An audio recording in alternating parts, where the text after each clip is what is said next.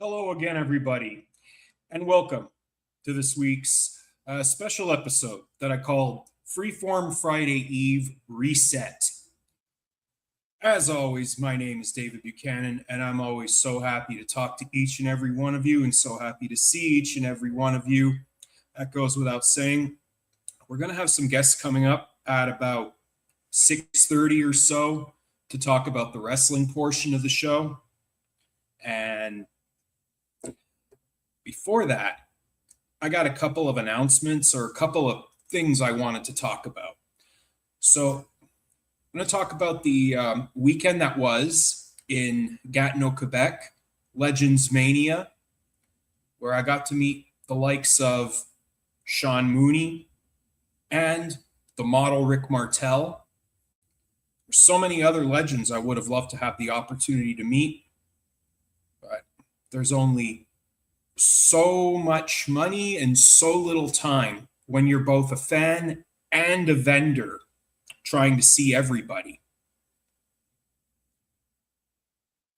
And maybe, possibly, I might talk about a little bit of the controversy that occurred, but I don't know if it's really, to be honest with you, all that worth it, because what's been said has been said and nothing further needs to be mentioned.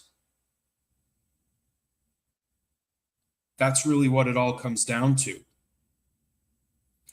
And also, if you are watching and if you are new or if you are a returning viewer, say hi. Don't be shy. Let me know who you are. Introduce yourself. I'd be so happy to talk to each and every one of you. This is interactive, however.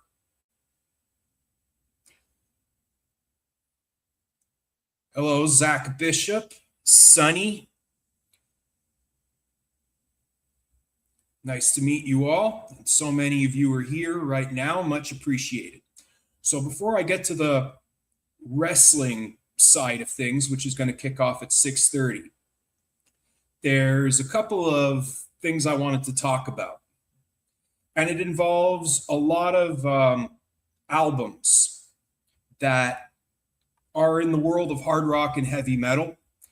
And they are some of, if not the most anticipated albums that have yet to be released, or for that matter, there has not been a definitive release date that has been put out there. Yes, Hannah, I am a shadow. I am. It's just the lighting, because I got the lights on and then I got the sun blaring right behind me where I'm sitting. And even if I were to change the background, I don't know if that would really make much of a difference, but yes, I am a shadow who is not in the darkness, but in plain sight. So as I was saying, I have about 5 releases that I wanted to talk about in no particular order.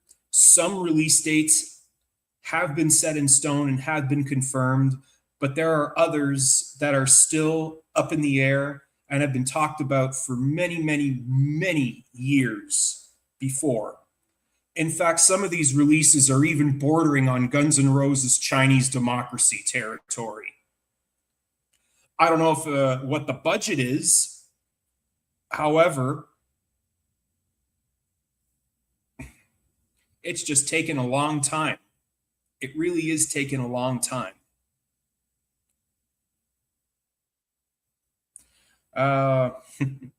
Get Out of the Matrix is asking, do you play video games? What kind of video games do I like the most, and what make you like them? Well, I used to be a gamer. Not so much anymore. I mean, when it comes to talking about the world of video games nowadays, I'm pretty much like, I'm very old school, going back as far as like the Nintendo, Super Nintendo, Sega Genesis, even the Sega Saturn, the Dreamcast. I'm pretty old school when it comes to that. But anything modern nowadays, I really wouldn't be able to tell you, but no, I don't play video games. I used to, but I don't anymore. Nothing against anybody that plays video games. If that's your jam and if you like to do it, good on you. So the first album that has, it seems like a confirmed release date, is Slipknot's brand new album, Look Outside Your Window. It did see the light of day back in April as a record store day exclusive, if you want to call it that. This album was recorded during the 2008 sessions of All Hope Is Gone. And this project leans into a much more, I guess you could say, atmospheric, ambient, and melodic rock direction, drawing comparisons to, of all acts, like Radiohead. And a broader physical release is going to be coming out next Friday on June the 12th, whether it's on vinyl and digipack CDs. But then again, who even buys CDs anymore?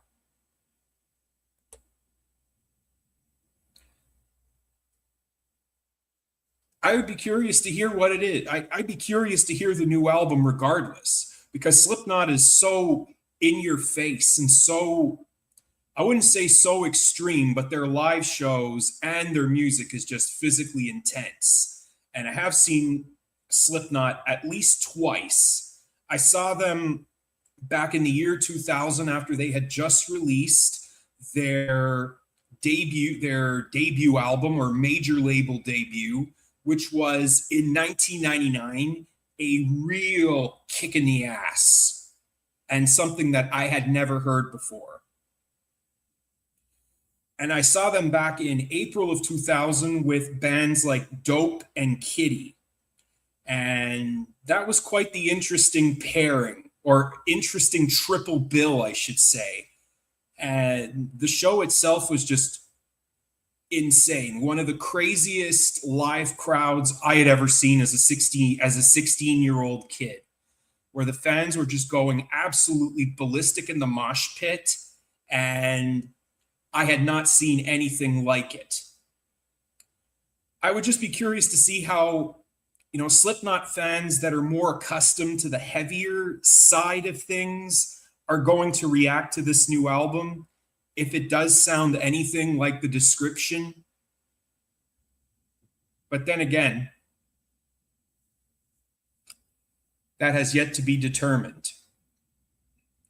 Followed by that, next up, there is Marilyn Manson's long anticipated new album, which is the sequel to what is called One Assassination Under God, Part 2, or Act 2.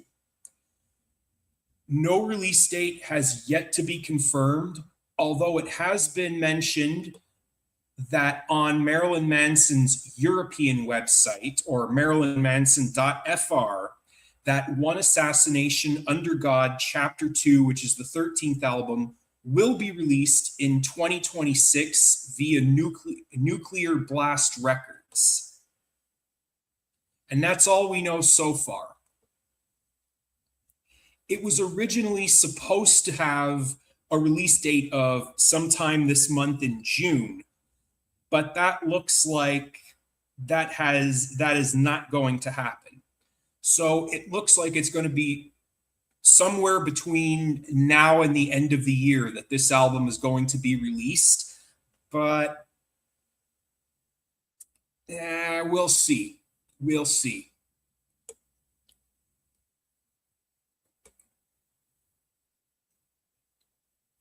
Now, this is where it gets to some other releases that have been in the works for quite a few years, and it doesn't look like anything has been changed as of yet. So the next band I'm going to be talking about has not released an actual studio album in a quarter of a century. Their very last release was in 2001, and it was called Poets and Madmen. And shortly after that album's release and tour was completed, the band quietly split up and went their separate ways. And the founding member of the band, whose name is Jon Oliva. And now Jon Oliva has been through quite a considerable amount of hardships and a considerable amount of tragedy that has taken place in his life. He has released a statement, and this going back to 2023. But I won't read all of it because it's just very dark and despondent. And I think that if I were to say some of the things that he says, it gets you into a lot of trouble on social media and especially on YouTube. I won't even say it. But Jon Oliva's been through a lot of tragedy and a lot of hardships as of late. He lost his stepson. He's lost his wife. One of his band members of his solo outfit, Jon Oliva's Pain, who he was very close to, passed away as well. Followed by the record producer that the band Savatage have been working with, I'm going to say going as far back as the early 80s, whose name is Paul O'Neill. Not to confuse some of you out there with Paul O'Neill, the baseball player who played for the Yankees, if I'm not mistaken. Paul O'Neill was, without a shadow of a doubt, the sixth member of the band, and he really shaped the way the band should sound. Savatage is a band that has gone through an incredible amount or tremendous amount of different eras and different styles. Starting off in the early 80s as a band called Avatar. However, due to some conflicts about the name of the band, they were forced to switch their name and they called themselves Savatage. Savatage would go on to release 2 albums, which are the blueprint of speed metal, thrash metal, Sirens, and The Dungeons Are Calling. They're very raw, musically and vocally. And if you haven't heard them, the time to act or the time to listen to, give it a listen is now. After those 2 albums were released, Savatage would go on to sign with Atlantic Records and would release Power of the Night, which is their first cleaner sounding record and one of their most heaviest. The title track and the song Warriors are 2 songs that I would highly recommend as highlights of that album. They would then go into a different direction where they would believe the BS that the record company or the record executives would present to them, saying, we can make you guys the next, the next Journey, the next Foreigner, whatever the flavor of the month was in the 80s. We can make you millions. We can make you stars. The band, being not young and naive and believing everything they were told, decided to go down that rabbit hole or down that venture. And what was released is, I would say one of my least favorite of the Savatage catalog, which is called Fight for the Rock. Although if I were to pick one song off that whole album that is worth listening to and really does remind you of the band before, is the song She's Only Rock and Roll. After that disaster came and went, Savatage would then release some of their very best work that I've ever seen in a very long time, that I've ever heard. And I still hold these albums in high regard, such as 1987's Hall of the Mountain King. And on this album, every song is killer. I cannot think of one bad song on that whole entire album.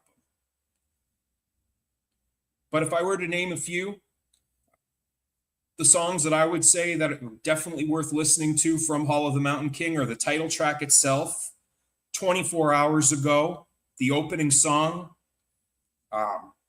Strange Wings, to feature the late Ray Gillen on backing vocals, and White Witch, which is a straight ahead headbanging song. And then that to me by far is their best album of all. A lot of Savatage fans would disagree, and they would say that their follow-up, which would be released in 1990, called Gutter Ballet, would be the album that they hail as a masterpiece. Which, yes, in fact, it is. It is a masterpiece. But this is where the band went into a completely different direction and started sounding more classical, more along the lines of a heavier version of Queen or Supertramp. I mean, just listen to the title track, Gutter Ballet, and you'll know what I'm talking about. But Gutter Ballet does have its fair share of headbanging moments and heavy songs, such as the opening track of Rage of War, which is one of my personal favorites. And then if you're looking for things more on the, I don't want to say the softer, but heavy yet soft side, there's the title track, Gutter Ballet, When the Crowds Are Gone. There's also the song She's in Love. There's The Hounds, which starts off quiet and then builds up to a heavy crescendo. Also, the song The Unholy it's a deep track, and it's one of my personal favorites on Gutter Ballet itself. And it's another one of those albums, just like Hall of the Mountain King. I wouldn't hail it as much of a masterpiece as most of the Savatage fans do, but it's another album where there is not one bad song on it, just like Hall of the Mountain King. You would then go into Streets Rock Opera, which would be released in 1991.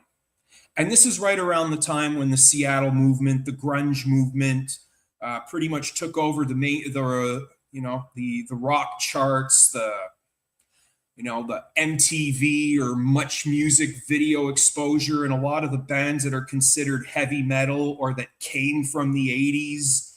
This was, I don't want to say the beginning of the end for them, but it pretty much was.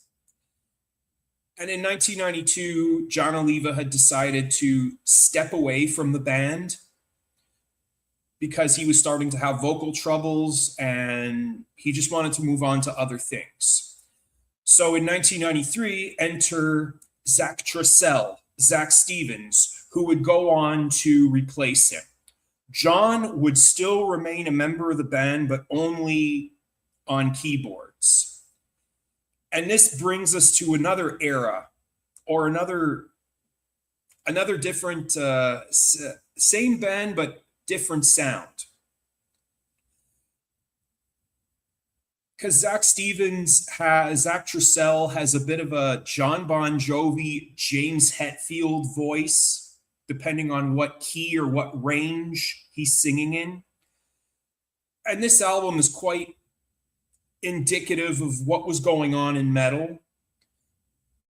There are aspects of it that do remind me of Streets and Gutter, but also Metallica's Black Album, Slayer's Seasons of the Abyss, and Megadeth's Countdown to Extinction.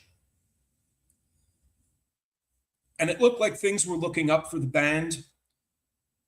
Edge of Thorns, the title track, is one of my favorite songs, as well as the ballad Sleep, which was a minor radio hit back in 1993. And then there's other songs such as Scraggy's Tomb, Conversation Piece, which is another one of my favorites on Edge of Thorns, just to name a few. But in 1993, tragedy would strike. And this sort of began the downfall of Jon Oliva. And if you ask me, he never recovered since. Because when Savatage was formed, it was formed not just by John, but his brother, Chris Oliva. And they had a very, very special bond. Like, I guess most brothers do, or some brothers don't. In 1993, Chris Oliva was tragically killed by a multiple-time drunk driver, or a drunk driver with multiple DUI convictions, while he was on his way to a show. And I think that that was the beginning of the end, and John never fully recovered from it. And since then, he's lost a lot of close people in his life. And one of his posts, or one of his quotes, going back from 2023, is very dark and despondent. But he would talk, this is where John started talking about what I was getting at in the first place. The recording and the release of Curtain Call. Curtain Call is supposed to be the very last Savatage record. However, the recording and the songwriting process has been, I guess you could say, rather sporadic, to say the least. Although there have been some recording sessions that have taken place since January of this year. It features vocals of Zach Stevens, Jon Oliva, along with instrumental contributions from former band members or current band members, such as Al Pitrelli, who's played with Savatage in the past, and the Trans-Siberian Orchestra, which is another reason why Savatage quietly faded away, because the Trans-Siberian Orchestra is much more successful than Savatage ever was.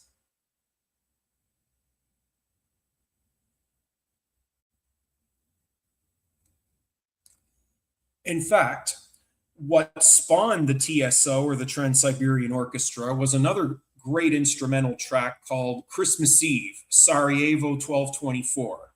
And if you haven't heard it, or you probably heard it but you didn't know the title, check it out. And it doesn't have to be Christmas time to listen to it.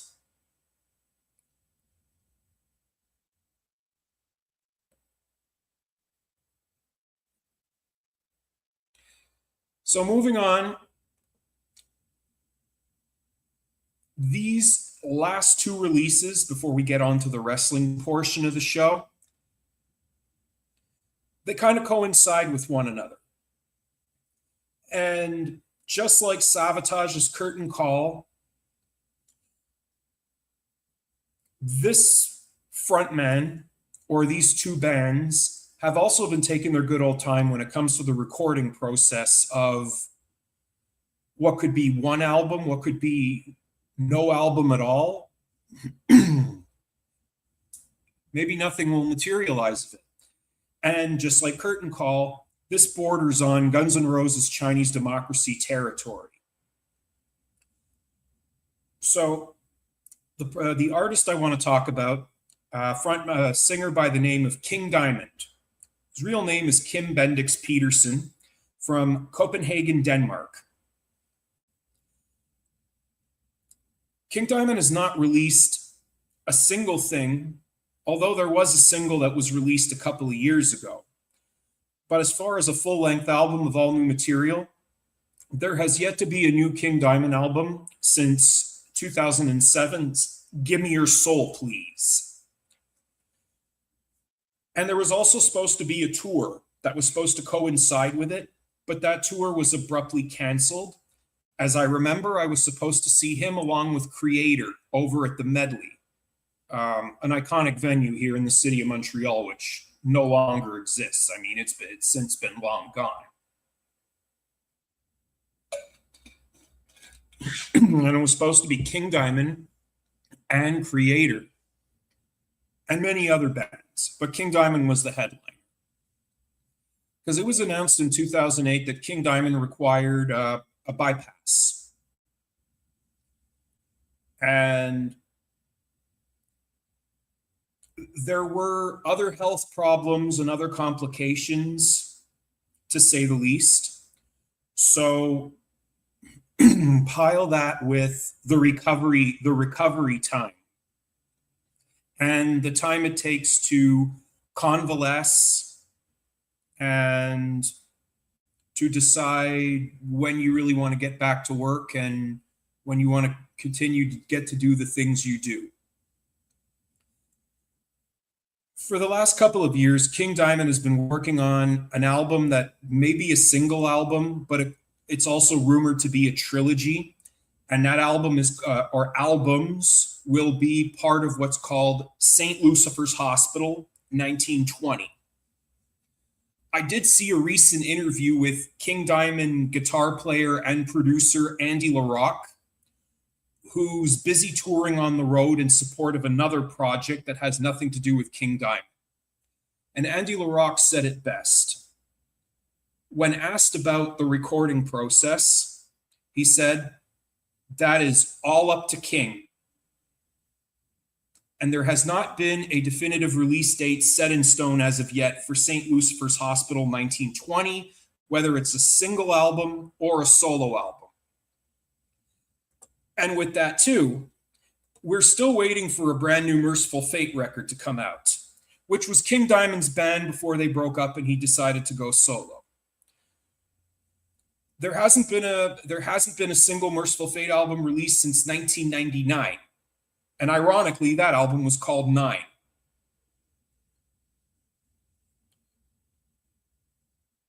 And that's all I have to say about that.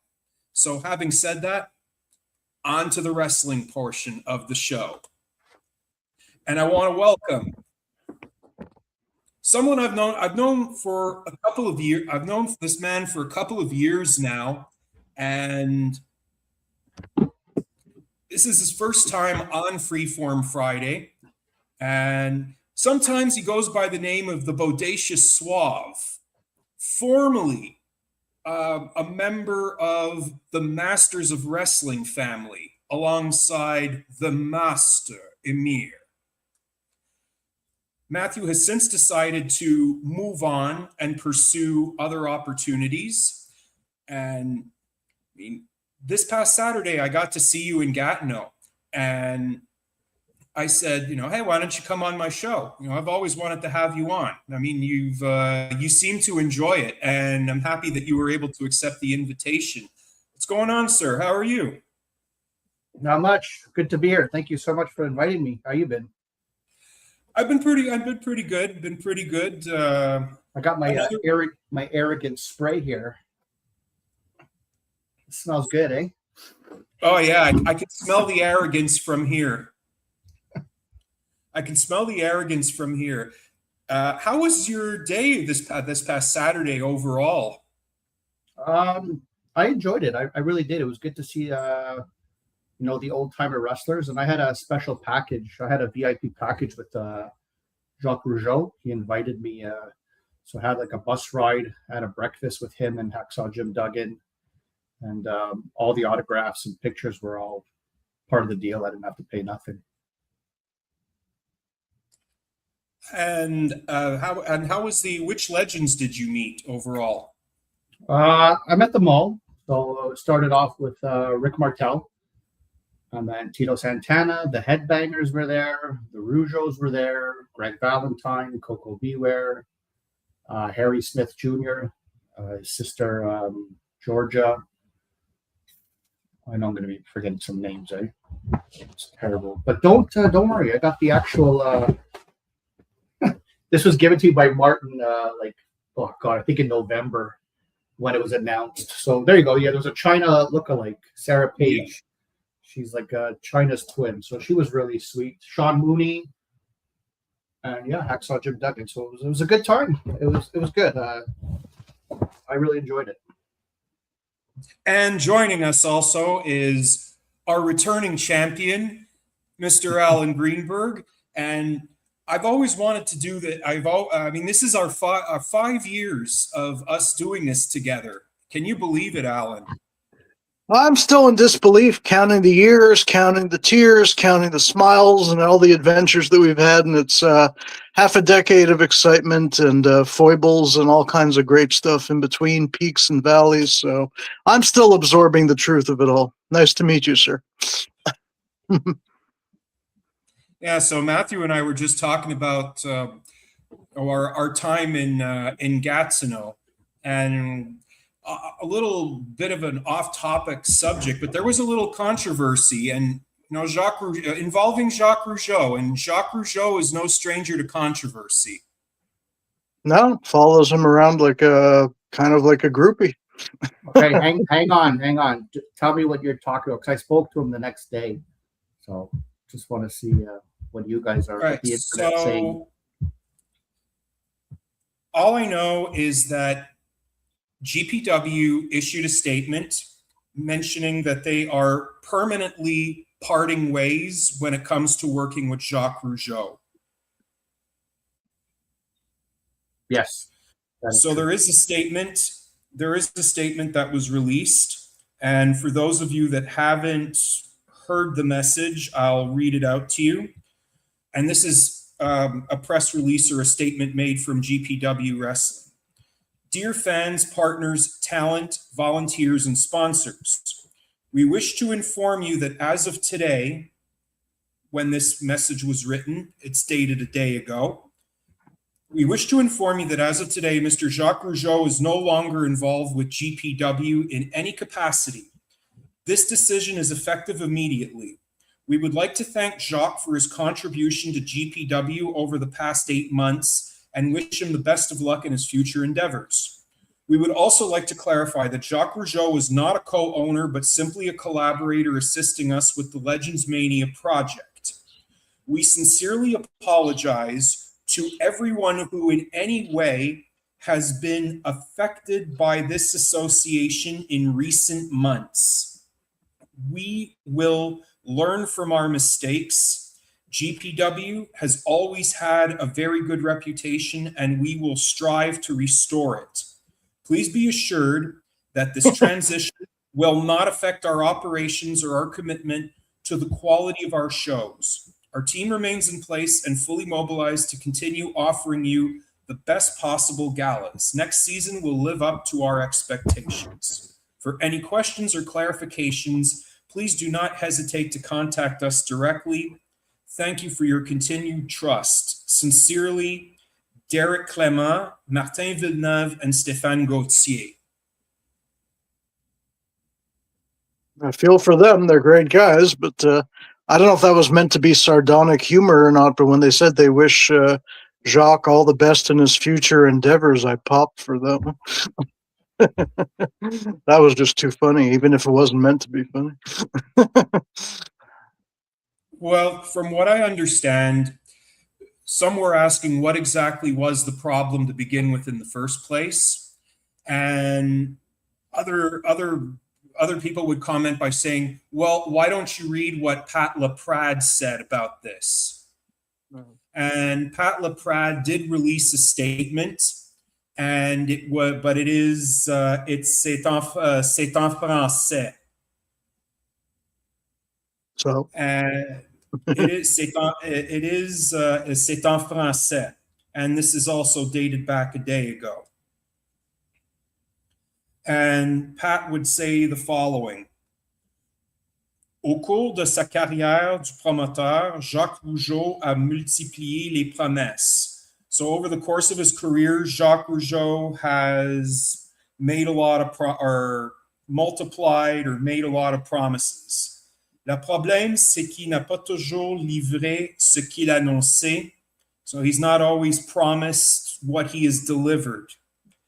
He's not always delivered what he's promised. Or delivered what he's promised. Et la GPW de Gatineau semble être la plus récente organisation à en faire les frais. Rarement, et j'ai reçu autant de messages qu'au lendemain de Guerre civile 6 et de la convention Legends Mania présentée samedi dernier au centre Slush Puppy. Allons droit au but. Selon les informations que j'ai obtenues, l'association entre Jacques Rougeau et la GPW est à toute fin pratique terminée. Les autres actionnaires ne souhaitent plus poursuivre l'aventure avec lui. Des discussions sont actuellement en cours afin de régler les derniers détails, mais il ne serait désormais qu'une question de temps avant que le divorce soit officialisé.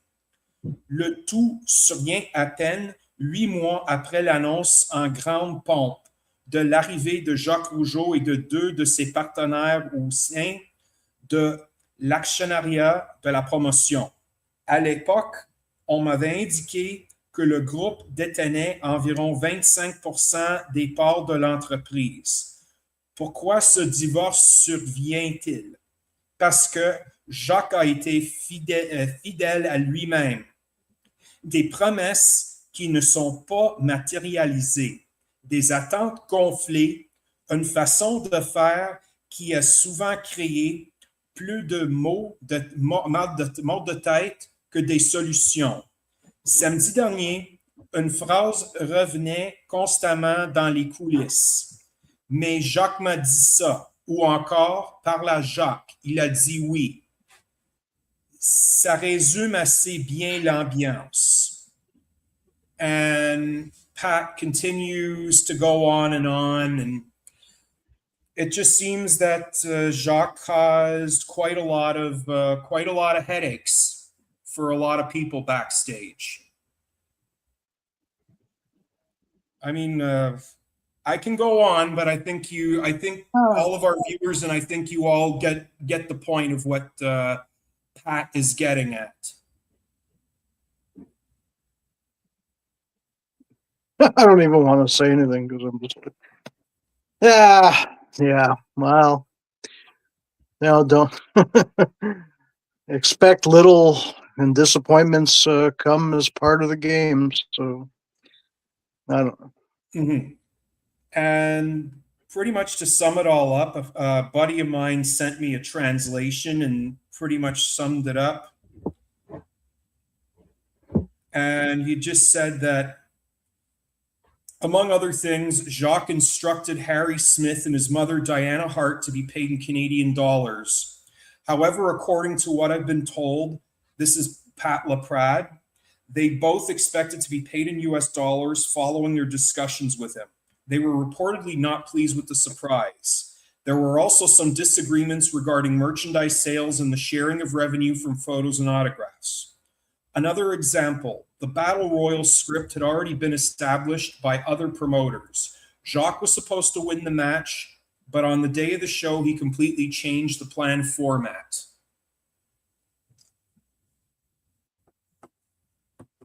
Isn't that wrestling? Oh yeah, that's wrestling. That is wrestling for you. But we all pretty much had a very good day, and I have a pretty interesting Rick Martel story to share with you. And I've told a couple of people this story because not everybody listens to our show, and some people tune in from time to time, some don't. So I told this story to Justin Race, the son of Harley Race, who's been on our show in the past. And he has mentioned that he will return to the show probably with his mother once their memoirs, once their books come out. At this moment, they're still currently with the editor, and no official release date has been planned yet. So I go to see Rick Martel, and I took a couple pictures with him, and I got a signed "Yes, I am a model" button, and we talked for a little bit. So just as my pictures were done, just as I was about done, a mutual friend of mine, or a mutual friend of ours, went up to Rick Martel and said, "Hey, Rick, I want to get some pictures of you with and Tito wearing the Strike Force jackets that were made exclusively for the show. And I'm sure they're still available on collectandconnect.ca, I'm sure." And there's a plug. There's a plug I just gave without even saying it, but still, Collect and Do you ever, Connect. sorry to cut you off. Do you ever deal with them, those guys? LWA and Collect and Connect? Yes, I They're do. good. They're good. They're good guys. I like them. Yeah. I mean, Richard, JF, Joe, they're good people. They're really good people. They're good people, and they're the guys that put Slamfest together. Yeah. So I'll see you there, I guess, in October. Yeah, we'll definitely see you there. So back to my story. So I'm just about to go back to my table, or tables, I should say, and I said, "Thank you, Rick." And then just as I'm walking away, he's like, excuse me. And I turn around. I'm like, did I say or do something wrong? I thought he was like mad at me. But then he said, "No, thank you. Thank you for always being a fan of mine." And I said to Rick, "No, thank you for being in my life, for creating some tremendous memories that I will cherish forever, such as your time as a member of Strike Force with Tito Santana. Not only that, but when it came time for you to make the switch and turn heel to call yourself the model, nobody could have pulled that off. You did a fantastic job as the model, Rick Martel." And I said, your feud with Jake the Snake Roberts, and on top of that, his feud with Tatanka, were some of the fondest memories of that era of 90s wrestling. And I even told Rick I especially loved the promos that Rick cut on Tatanka during their feud. I said, even as a kid, they cracked me up. They made me laugh. They were that funny. I agree. I absolutely agree. And when I took my picture with him with Arrogance, like I said, "Hey, Rick, doesn't it smell good?" And then he looked at me and he goes, "Yeah, Arrogance, the only fragrance for a man's success." And I just thought that was good, like to do like a little promo, with me when taking a picture. So super nice guy. I think he had a good time, and he was overwhelmed by the amount of people that came to see him. And after our short conversation, he gave me a hug, which I wasn't expecting. Good. Maybe that's because you didn't bring up the Can-Am connection. So it's good.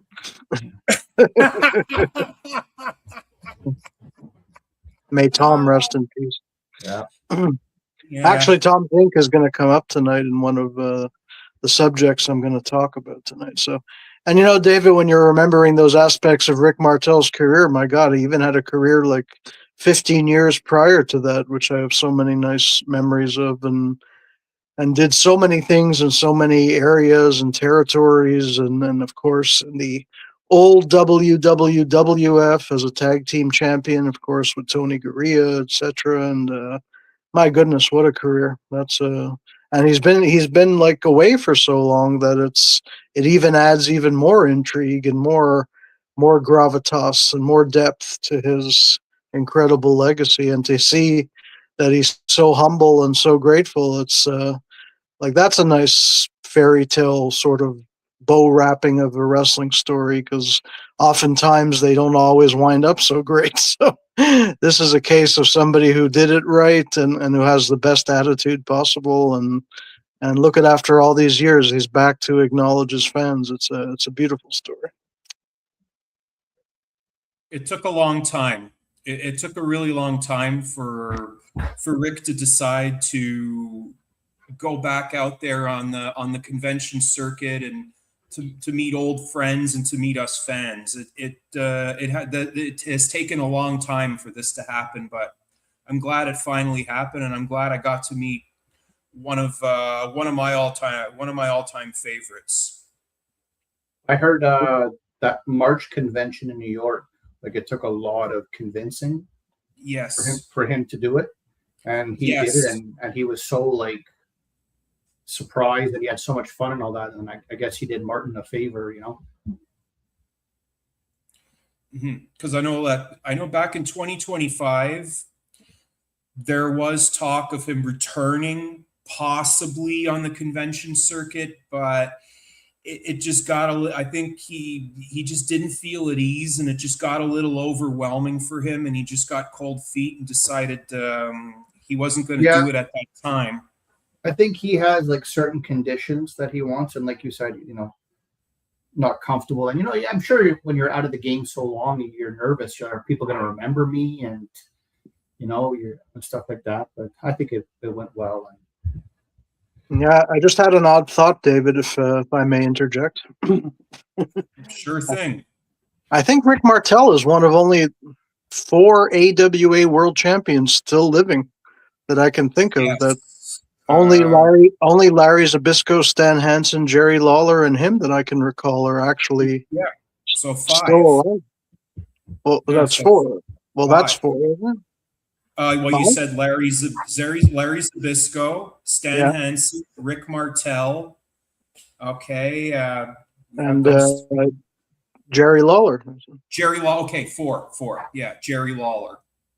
I can't think of any others off the top of my head. I mean, could be wrong, but I trying to think back, and you know, Nick Bockwinkel's gone, Mr. Saito's gone, Tommy Jumbo Tsuruta's gone, go on and on and on, and Kurt Hennig, of course, gone. You know, famously gone, and Rick Martel, if I'm not wrong, is one of only a quartet of living, former AWA world champions. That's quite a maybe not a happy distinction, but a true distinction. So he's in special company. He's one of the 4 last standing, as far as I remember.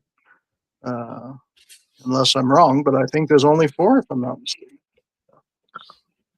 It's good stuff. I mean, bad stuff, but it's good stuff. Rick Martel stands in very exclusive company, and God, I mean, I just think back to his work in Portland, his work in Japan.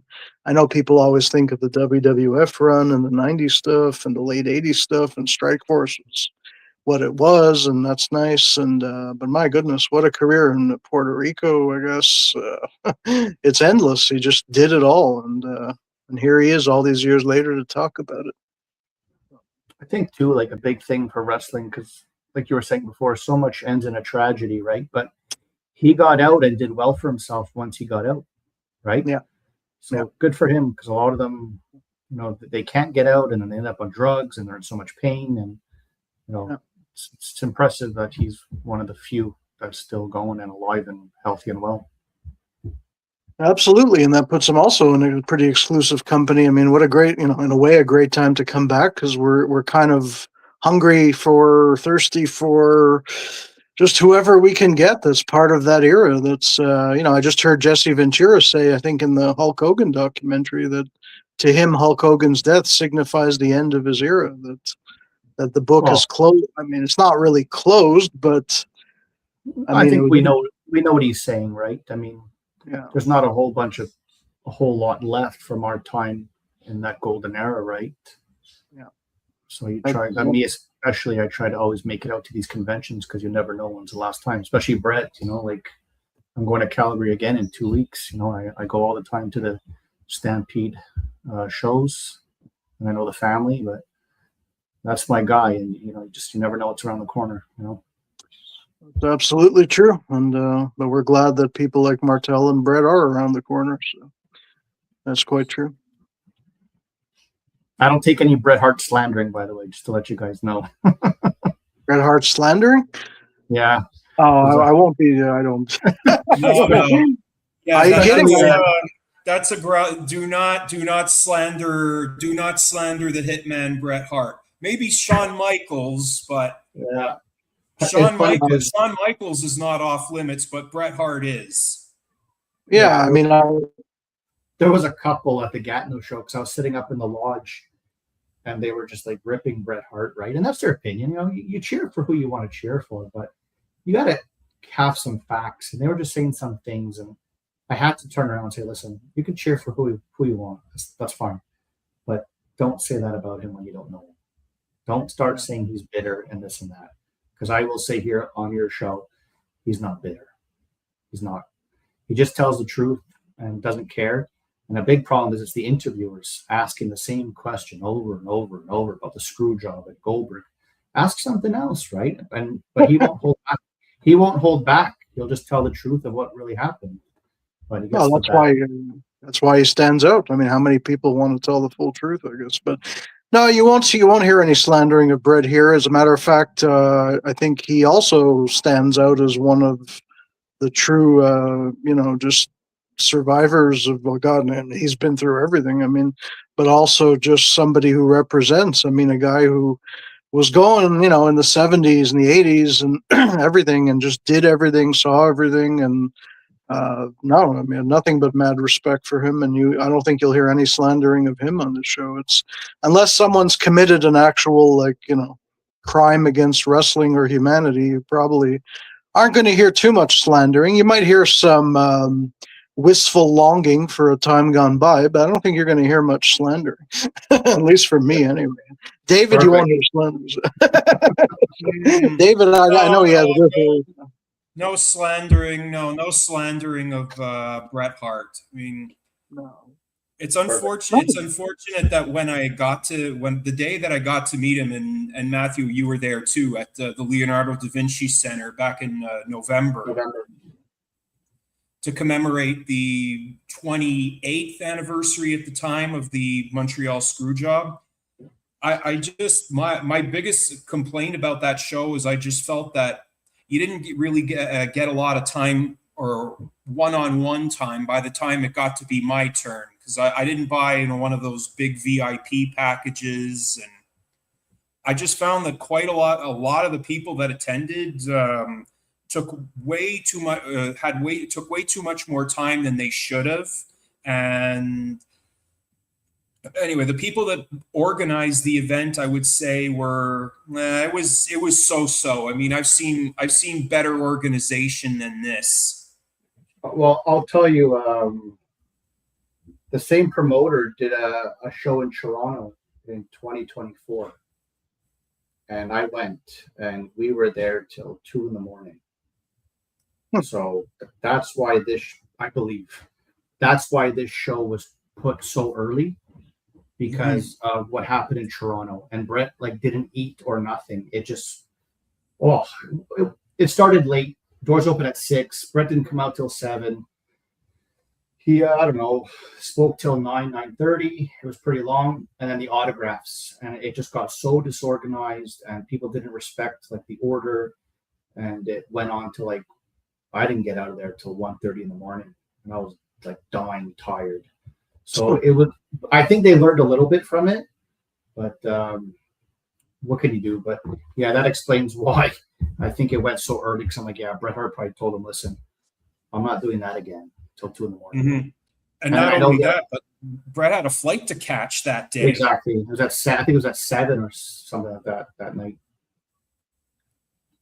Well, overall, they were okay. They were okay for time, because I was one of the last people to get signed, and I was talking to Stephanie, and they were still okay for time. But it started snowing, and it got really icy. So that caused a little bit of delay / traffic, but they were okay. But yeah, what do you want? Every promoter and organizer works a different way, and part of just in general about Bret Hart, I was going to say I'd be happy if there were 50 more Bret Harts. I mean, the wrestling industry would probably have a much more, like you said, an honest, truthful look at itself, where it's been, where it's gone, and so no, it's the opposite with Bret. We could use more Brets, not complain about Bret. I agree, and he's got a good family. I know his brother Wayne, and I see him a lot he always comes to the shows, and great guy, honest, and he'll tell some stories about Owen and what life was like. I mean, to be honest, they were Canadian royalty, right? Yeah. Comes a lot of pressure and a lot of eyes on you, but I think they did the best they could. And we don't have to talk about Bret Hart here all night, guys. Sorry. You're giving me a lot of Stampede Wrestling memories from my childhood. a bunch of stories that a lot of people don't know, and I'll get some more stories on June 18th. But they're great people. They're honest. Yeah. Well, that's what I mean. They stand out. They're kind of refreshing in a sea of, what you'd come to expect of where you're not sure. And these people just seem like, tried and true, like tried and true Canadian blue. They're as maple leaf can be. We're boring, but we're honest. That's us I'll Canadian. tell one fast story that Wayne told me, because I was like, remember Brett and Owen had their feud and all that, and I'm sure you guys know. Yeah. They protected the business where they wouldn't even talk to each other, and if you come over, you go over there, and airports sit at different places. Anyway, so Wayne told me, he goes, yeah, when Owen used to come over, he would park like 2 streets away and put a hoodie on to cover himself so that nobody on the street saw. And I'm like, wow, that's in the 90s. But isn't that like, that shows you like care, passion? Not like today, it's like I'm wrestling you and I'm taking a picture of you, and then all of a sudden we're at the restaurant together and we're hugging, we're laughing about it. It's like the mystique is gone, right, today. So why would I can't watch this? Well, it's like Bill Watts said, of all people I usually hate quoting, mystique and danger is what used to sell wrestling tickets. That doesn't exist anymore. I'm not even sure selling tickets exists in the way it used to, but mystique, you take the mystique and the danger and what, like you just said, what Owen did, going the extra mile to protect the wrestling business. That's what kept people coming back generally. Do you guys watch today's business like at all? Do you guys keep up with it fully? I do, and I am. This is how I take things. I am fairly critical of the current product, but if there is something I like, you're all going to know about it. But if I really despise something, I'm also going to let you know about it. Okay. So I'm not going to tell anybody. I'm not going to tell anybody, don't watch WWE, don't watch AEW, don't watch TNA, don't watch Ring of Honor, don't watch MLW or AAA or any of these other organizations. But I just find that the mystique is gone, because one of the things that also killed the business is that we've told people we told people all of the secrets. So now we all know the secrets, and now there's also a complete and utter lack of kayfabe. Yeah, like that show Unreal. That, don't get me going on that. It's like, well, you just right. You're telling me how you make someone fall from a 20-foot stage, and then when the guy goes through it and I'm supposed to be like, but you already told me how it's done, so I know there's a bunch of padding and foam. Well, unlike David, I mean, my situation with that is a bit different because, I mean, I do begrudgingly occasionally watch, like an a la carte menu. I'll pick and choose things I might want to watch because, we have that luxury now with the technology and everything. But no, basically for me, what it was is that I was running a wrestling newsletter from, in the glory days of Dave Meltzer and Wade Keller and all those people, from 1991 to 2006. And what drove me out is that I kept hating more and more what was happening. And I was watching everything from kayfabe to believability to everything just like dissipate and change into this new world. And I was really like, so I was becoming bitter. People accuse Brett of being bitter. I think at that time I was bitter, and people were sort of relegating me to the dinosaur heap that basically I just couldn't get with the program. So I left kind of disillusioned, and of course I didn't stop loving the eras that I loved, but I really wanted very little to do with that. I mean, David has some credit in resurrecting me in a way from all this, because I was really disenchanted with just about everything. But by a mutual friend introducing us, I wound up doing this now for 5 years, and now it's a new perspective, because like now, unlike before, like a lot of the people that were involved then are not here anymore, and there's a lot of young people who realize they missed something a lot better than what's happening now, and they want to know about it. And so I kind of like rechristened myself sort of a historian of sorts, which was not my original, incarnation. But But now I want people to know that there's more to history, into wrestling history, than just what WWE tells you, because they own everything. They own the footage, they own the narrative. Like this, there's so much of wrestling history and wrestling participants and wrestling personnel that have been swept under the rug. And that's what I was doing with the newsletter. One of the things, like, I knew I couldn't compete with the Meltzers and the Kellers, but what I could do was give a lot of coverage to independent groups and columnists that were talking about things that wrestling fans were, not being told much. And this is, of course, for a lot of years before the internet, so it was the wrestling hotline days. I was offered my own wrestling 1-900 hotline. They're like, wow, you're a bastion of information. How would you like to start your own 1-900? I could be the Mean Gene of Montreal, or the Scheme Gene, if you will. So, so it was a whole different animal, but you know what? A lot of that stuff is lost to time.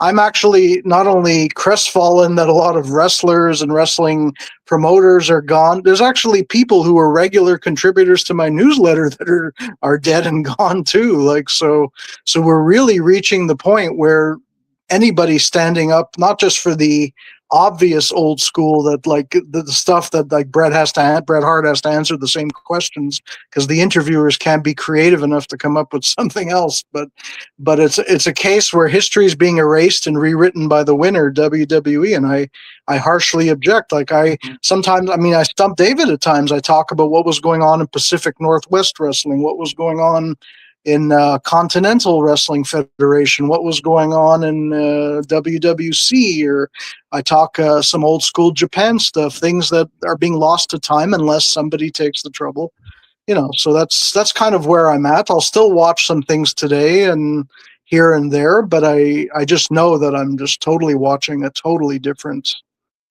entity than what I was watching before. And some people have accepted it, but I think many more people just turned the TV off and didn't come back. I mean, that's maybe they have nostalgia like urges, but I mean, I really think that a lot of wrestling fans from the 70s, 80s, and 90s just wish there was something like that they could grab onto. And I guess some podcasts and things have served a purpose, just like wrestling conventions, just like whatever meet and greets. And so I'm coming at it like David. I admire him. He'll sit through tons of AEW and MLW and TNA and this and that and whatever alphabet soup they got going on there. But I'll be watching the old AWA. I'll be doing that. So. David, are you going to watch the Scott D'Amore's promotion there, Maple Leaf Pro Wrestling? Oh, yes. I was at the show last August in Laval. Okay. I was at that show. A good buddy of mine, Steve Rockamaniac, had a ticket, and I went with him. And I was quite impressed. The venue was kind of small, kind of dingy, kind of run down. It was like a hockey arena. It was a hockey arena, and I think it's the Vimo or Pont Vio part of Laval where the event was held. But I thought they actually put on a very good show. So, yeah, I'm excited. It's done great. I'm excited to watch them because there's two guys that I know, Mo Jabari and Michael Allen, Richard Clark, who I really like him, and they both wrestle often for Calgary, so I always see them, and it gives me something to follow and hope for them to go further in the business and all that. Interestingly enough, I have a connection to Scott D'Amore because, not personally, but I was very close with some of the people putting on Michigan wrestling shows when I started the newsletter in the early 90s. So Scott D'Amore was totally making his career when he wasn't wrestling in Ontario or wherever. He was often in Michigan, and I was sort of loosely associated with the Motor City Wrestling promotion that kind of helped also spawn the likes of Al Snow and different people. So when I hear Scott D'Amore's name, and I know now he's a talented, very appreciated executive or promoter, it's so interesting because I kind of knew of him when he was just like a rookie happy to work for $50 on a Michigan independent show. So it's a real juxtaposition, and good for him that he's become so reputable and successful. So that's an unexpected, like a happy tale. It's so different though than the Scott Demore I remember is just just do anything to be on an indie show back in 91, 92. And so it's so Where interesting to see that. where are you located, Alan? Are you I'm in Montreal? Montreal. Are you okay? Yeah. Okay. Yeah, I'm in Montreal. Yeah, so my early days, in wrestling, we're just, attending shows at the Montreal Forum and eventually other places too. And that was the roots of it back in the 80s for me. So I didn't even know there was really other wrestling promotions because all we got in those days when I didn't know anything was Yeah. WWF. And then I discovered the NWA was airing like a worldwide or pro in French on Télévision 4 Saisons. And I flipped out that there was another promotion that wasn't the WWF. And then I discovered the AWA and World Class, et cetera, et cetera. And I started to read the magazines and devour them. And, I just believed, that was the beauty of kayfabe. I believed that the wrestling magazine stories were real. I didn't know any better. I thought they were getting real quotes from the guys and the storylines were real enough that they were doing journalism. But, I love the innocence and naivete of that pre-internet era. It's very I know. addictive. Yeah. You guys know Paul London? I heard I know. Yes. Yeah. Paul so, London, Paul London was in town in Montreal a In little May. over a year ago for In May, CWA's show. which I couldn't go to because unfortunately I went to see Brett in Ottawa. So I said, "Sorry, Paul, I can't come this time."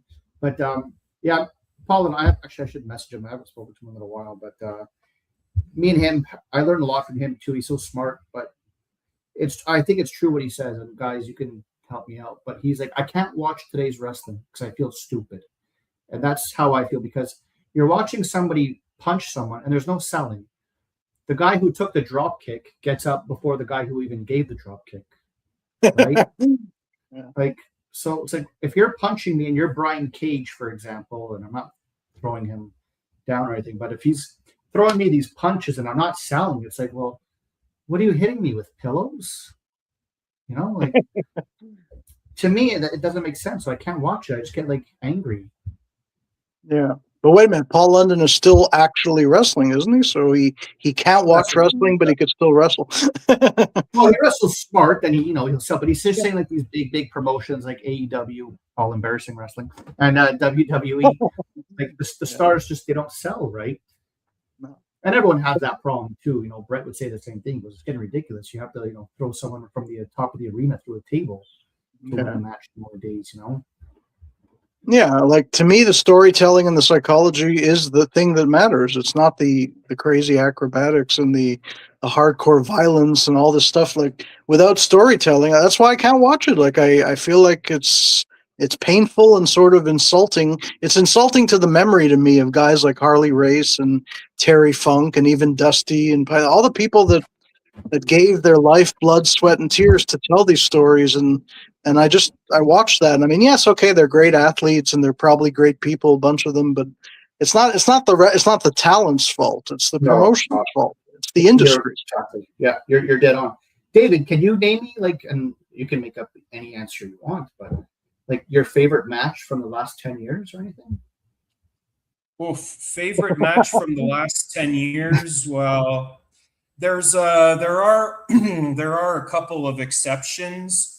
I mean, one match that really stood out for me, and this goes back to 2020 during the pandemic, and this is from NXT UK, which was then Walter, now known as Gunther, versus Ilya Dragunov from NXT UK, back when they had back when NXT had its own UK division, but it would soon fizzle around the pandemic and would merge with NXT. So that was one of my favorite matches in the last 10 years.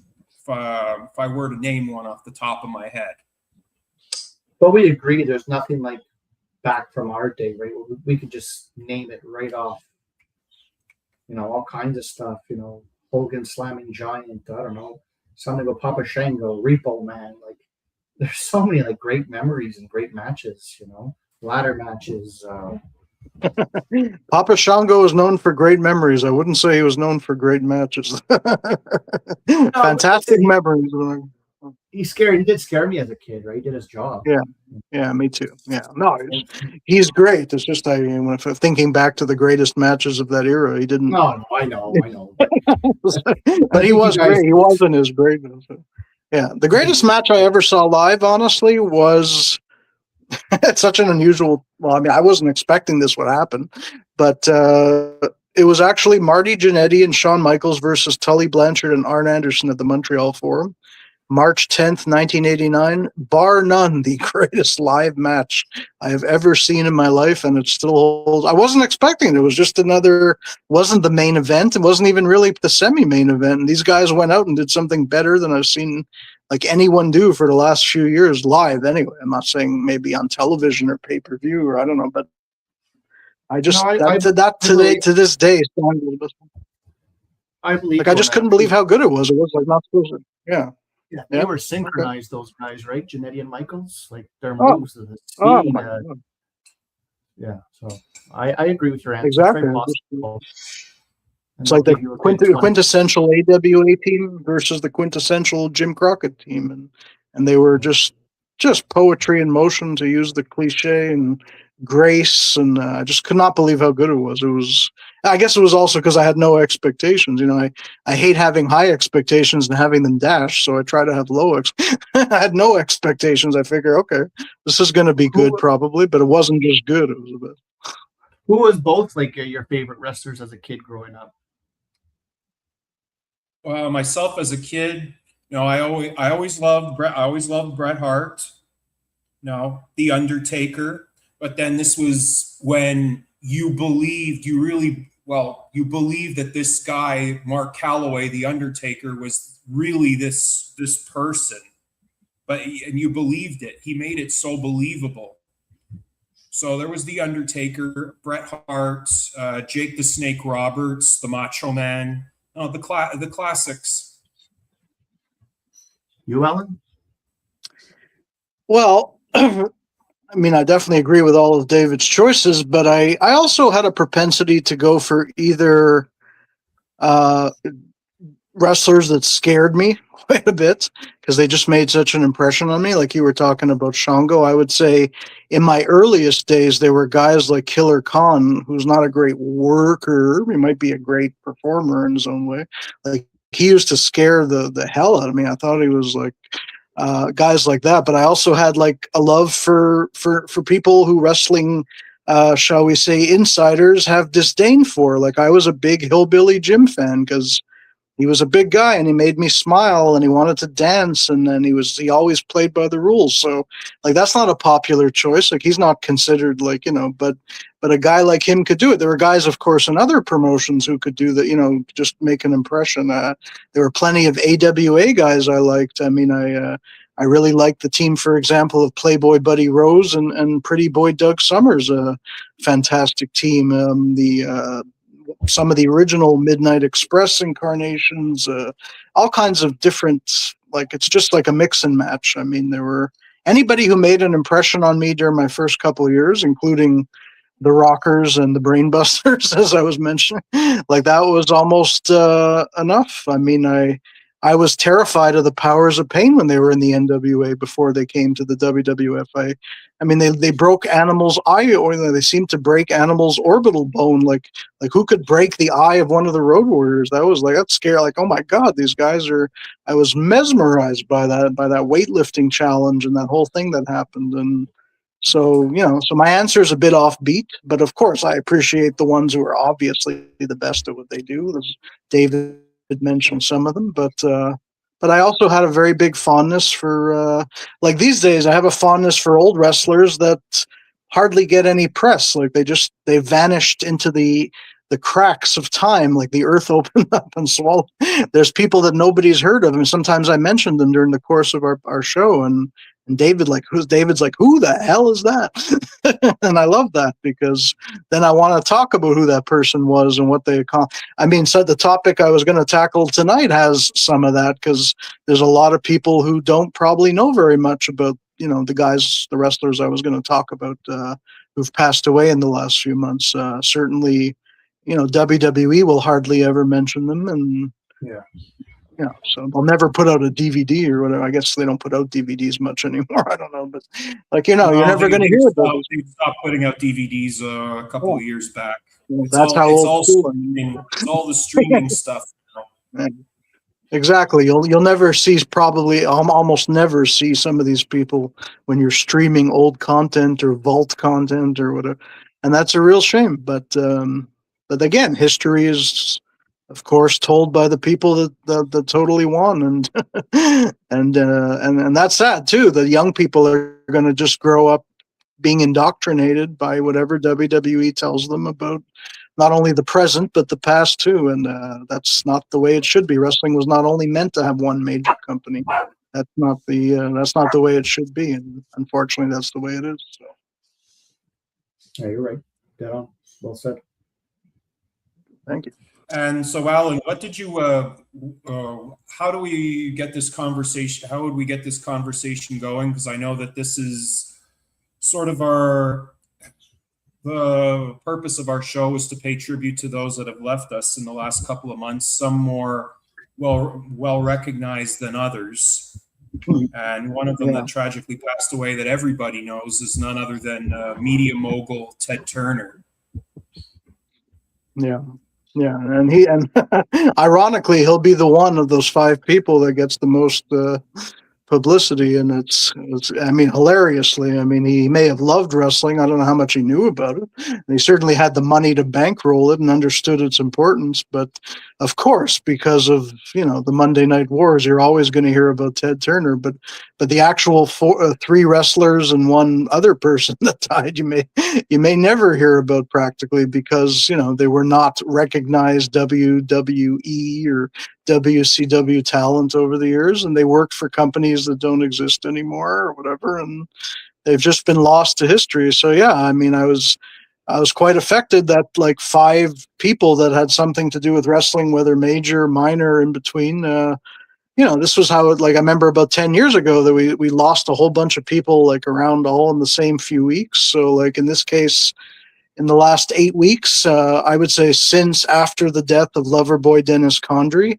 another guy who WWE is hardly ever going to feature and who was so great at what he did. I don't know how much, Matthew, Dennis Condrey you've seen, but no? Okay. No. Me, unfortunately, whatever WWE fed me is what I know, right? So it's up to me to do my research and look at things, You've come to the right place then. Good.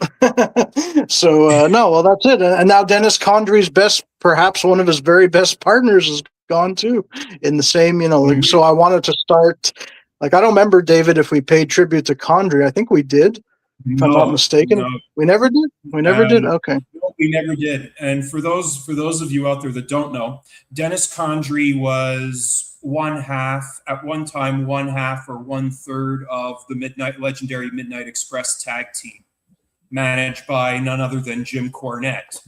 And as Alan mentioned, Dennis's tag team partner also passed away back in, I guess, was it 2019? None other than beautiful Bobby Eaton, who had a storied career in the NWA and in WCW. In fact, he was one half of the Blue Bloods tag team. He used to, whether it was Lord Steven Regal or even Jean-Paul Levesque, Amir's uncle. Yeah, that's his uncle, really? Or is that a kayfabe? No, is that a kayfabe uncle? It's the Master Amir's kayfabe uncle, but I'll let him run with it. I'll let Amir run. Does he actually say that? He does look, yeah, he calls him his Uncle Paul. Oh, okay. So just like Paul White is the son of Andre the Giant. Yeah. Well, Amir does remind me of the Blue Blood gimmick, but anyway.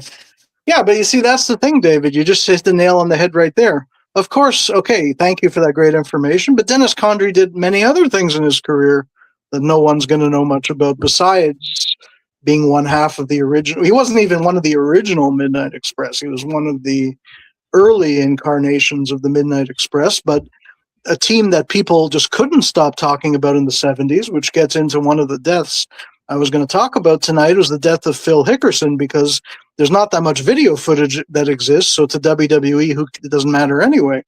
The team of Phil Hickerson and Dennis Condrey lit arenas, not literally on fire, but figuratively, all throughout the mid-70s. And this was a team that was so gifted, they might even put some of the legendary tag teams that we know to shame.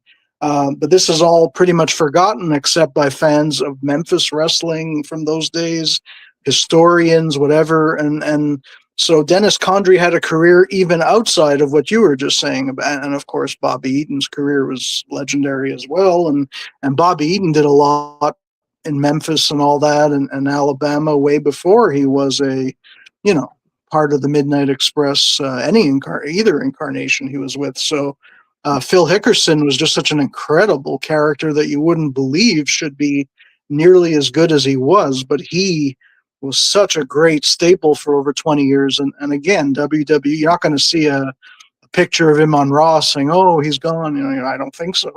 I'm pretty sure not. I don't watch it, but I'm pretty sure not. So you're not going to hear a 10-bell salute. But this guy devoted his life to, this is the other thing too, is those wrestlers who wrestled before there was so much television being thrown at you, or was only regional television outside of those regions, most wrestling fans don't know much about them. They've accomplished so much. They had a big influence on the people that you do mention and know about. To me, like the idea of 5 wrestling related deaths following Dennis Condrey's death, I didn't remember that we didn't talk about it. I was certainly affected by it, but yeah, since then there's already been 5. So 3 wrestlers and 2 non-wrestlers. So originally my topic I was going to talk about tonight was the legacy of some of these guys, and Ted Turner's legacy. Well, that's rather obvious. He's a mainstream figure, but yeah, what about Golden Boy Jerry Gray? What about Phil Hickerson? Even Van Hammer, who people obviously just going to say Van Hammer. So I remember him as part of Raven's flock, no? Well, that's right. Before he was a member of Raven's flock, he was this is back in the early 90s when he was heavy metal Van Hammer. And it was he used to come to the ring with like a flying V guitar. I don't believe he ever actually played the guitar like Max Payne or Man Mountain Rock would do a couple of years later in both WCW and the WWF. But he didn't. He actually gave Max. Sorry to interrupt you, David. He actually gave Max Payne that guitar because he knew Max could play it for real.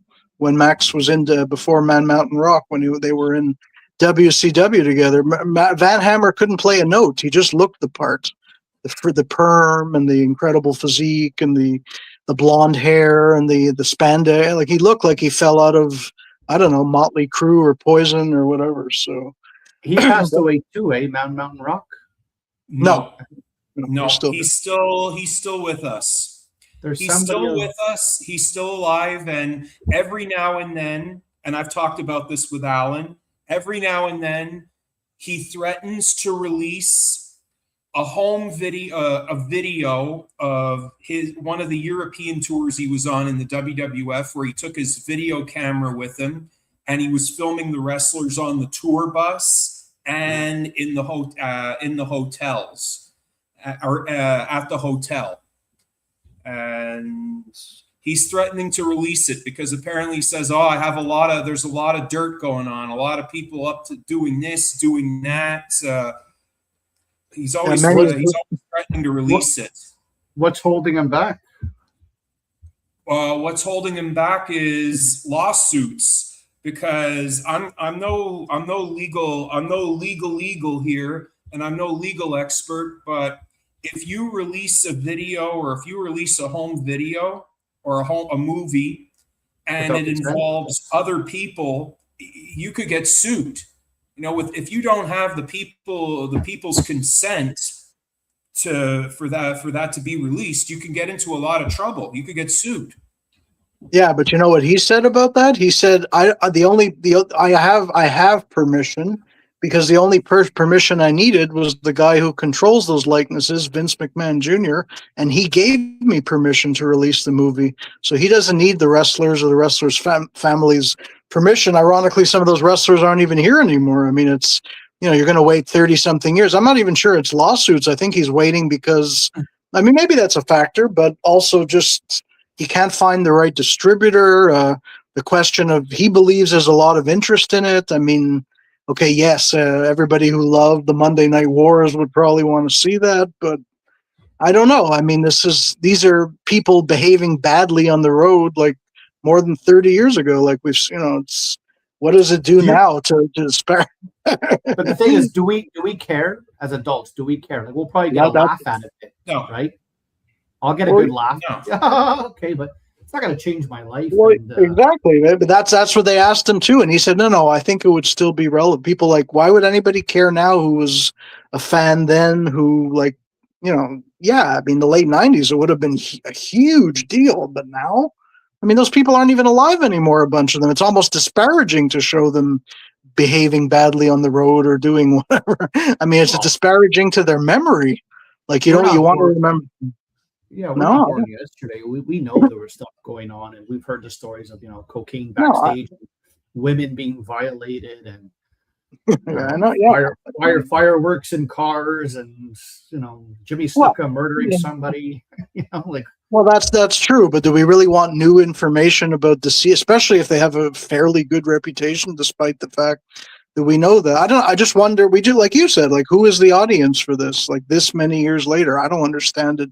Personally, I have a fondness for Max Payne / Daryl Peterson in terms of his career, but this whole thing about threatening to release, it would have been interesting at one time. I don't see it as that interesting now, but whatever, I guess. I mean, why are we talking about him? Oh, because there was a rumor that he passed away, but I think they mixed it up. It was actually Mantor. Max Muscle.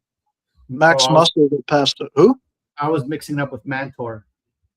Oh, Mantor. Yeah, definitely. Who was the guy who passed away? Who was actually supposed to be Mantor, and he passed away. It wasn't supposed to be Mike Halleck. The guy who wound up, who was it again? Is someone who? It's bothering me now. Who was the guy that was supposed to play? Oh no, he is alive. It's actually the kayfabe niece of our former guest, David, Melody Koloff. Mm-hmm. It's actually Vladimir Koloff who was supposed to play Mantor, but the original costume they had for him was so hideous and he didn't want to do it, and etc. So it turned out to be, of course, the Mantor we knew, who was, he has passed away, which was, of course, also sad and tragic. But but Max Payne very much alive. Max Muscle, as I was just saying, somebody had mixed them up. I heard this past week. He's one of many that are gone, but unfortunately, but. So anyway, so we're talking about Van Hammer, but that's it. I wanted to talk about Van Hammer's early days. Yes, not just in the ring with that gimmick that Dusty Rhodes wanted to push him as, because heavy metal was in its last, not heavy metal, but glam metal was in its last vestiges before the grunge movement and before MTV stopped showing their videos. And so who wouldn't want to go? Actually, I don't know if anybody remembers this. I mean, David, I asked you once, you didn't. They actually tried to bring in another glam metal guy to feud with Van Hammer over who's the better glam metal guy. It was hilarious. They brought in JT Southern, who actually is a legitimate regional wrestler, and they had him play his instrument on the Clash. He is a musician.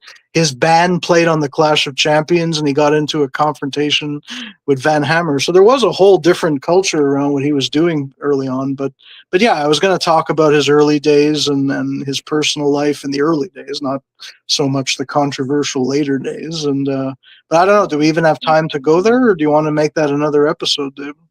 Oh well, we could definitely talk about it, but I mean, if there is material to discuss Van Hammer in long form, we can definitely hold off on it. Well, I just wanted to make it like a 5-part sort of tribute to all these 5 guys that passed away. So some of them are more long form than others, but I think Jerry Gray and Phil Hickerson's careers deserve to be explored. Most people don't know much about them. Van Hammer to an extent, and Ted Turner to a lesser extent, because his story is widely available. I mean, he even wrote his own life story. I mean, his book, I'm sure, is still available. So he doesn't need that much of a huge tribute and whatever. And his, of course, his involvement was rather unorthodox. So, but again, we don't have to go into that now. We've already been going for an hour, so it's up to you. I need my own session with you guys. You guys are historians here. I got to do my homework on some of these guys. I'm impressed. Well, thank you. And that's kind of what I early on in our 5 years together, David and I doing the show, I kind of realized early on that would be more important than kind of like me talking about, what did I think of this pay-per-view 28 years ago, and how did I find it started? Because that's how it started. Our collaborations. That's how it started. Our very first episode that we did, I guess you could call it a pilot episode. I'll see if I can. I think I might still have it somewhere. I'll see if we can upload it onto YouTube. Was the commemorating the 5-year anniversary of the passing of Macho Man Randy Savage. That was our first endeavor. That was our first collaboration. 10-year, not 5-year. Yeah, he died in 2000. No, I'm talking about back in 2021. It was 2021. No, it was 10 years. 10 years. Yeah. But we've been working together. I misconstrued it. We've been collaborating together for 5 years. But at that time in 2021, we were talking about the 10-year anniversary of the passing of the Macho Man Randy Savage. I do have that episode. I saved a special copy of it, David. So if you ever need it, I do have it. If I'm able to share it with you or whatever, or send it to you. And then we would we used to start, and then we would review current pay-per-views and past pay-per-views, and I mean it was fun. But we just decided we would do things a little differently instead of just talking about the current product or some pay-per-views where we would talk about old WCW, old WWF. We just decided to just talk about random house shows or random events that probably most of you have never even heard of before. And that's how our collaborations have evolved, as well as getting guests on our show.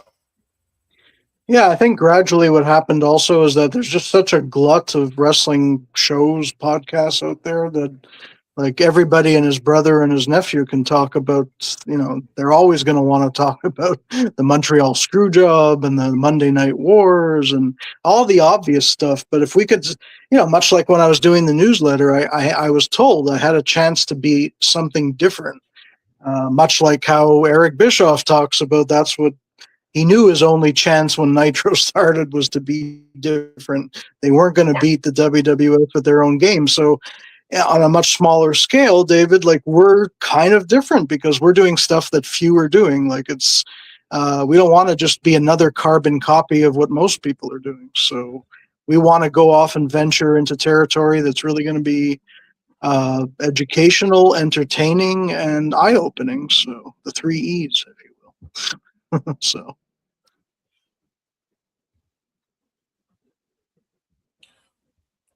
All right. So I know we've been on here for about an hour. I've been on for about 30 minutes as I had a couple of music things to get off my chest. As I said, I've promised them to all of you, and I took ownership of it. Probably could have had much more to say, but that's all right. Was there anything else that we wanted to talk about before we put a bow on this week's episode? Well, I'd like to come back and really talk about those, especially the 3, wrestlers. But no, tonight, no, it's just a chance. I guess it turned out to be a chance to get to know Matthew a bit and talk about our views on wrestling, old and new, and basically turned out to be sort of an icebreaker.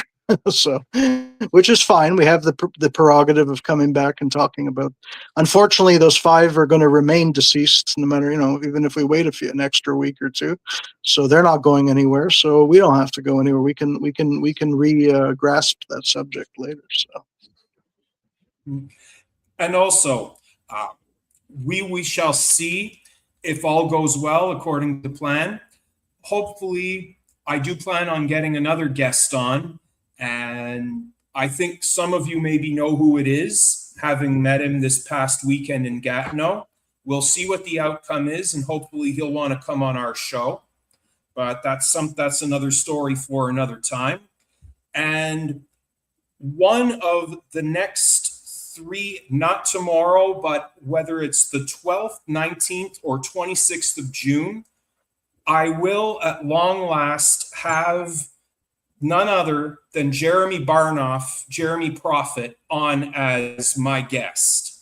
And we're going to be talking all about his career, some stories that he's had involving the likes of the genius Lanny Poffo, Coco Beware, and Sami Zayn. He wrestled Paul London when Paul London was here. Yes, yep, and we'll talk about Paul London as well.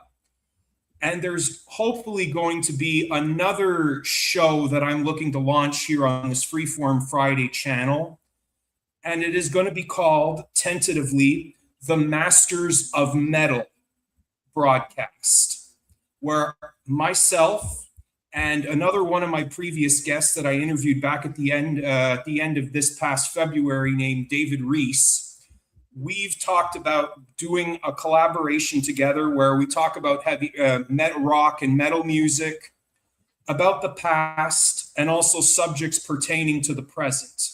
And we're looking to get a wide variety of guests and different people from all over the world and all walks of life. And that's something that's currently being discussed, and let's just hope that it finally comes to fruition. Sounds promising. David's a cool guy. So.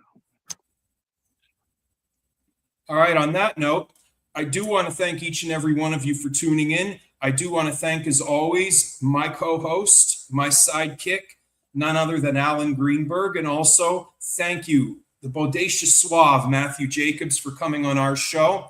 Don't be a stranger. If ever you want to come back, all you got to do is ask. We'd be happy to have you. Thank you so much. So nice, you guys. Anytime, reach out. I'll come on and tell you some stories behind the scenes. Sounds very great. Pick a wrestler. I might have some stories about them. So I've met a few of them, and they're all good guys. Very good. Thank you both very much. And on that note, I am the big boss man, David Buchanan. Thank you all so much for being here. Take care of yourselves and each other, and love one another. And we will see you back here again next time on Freeform Friday. Let's go to Cobb County, Georgia.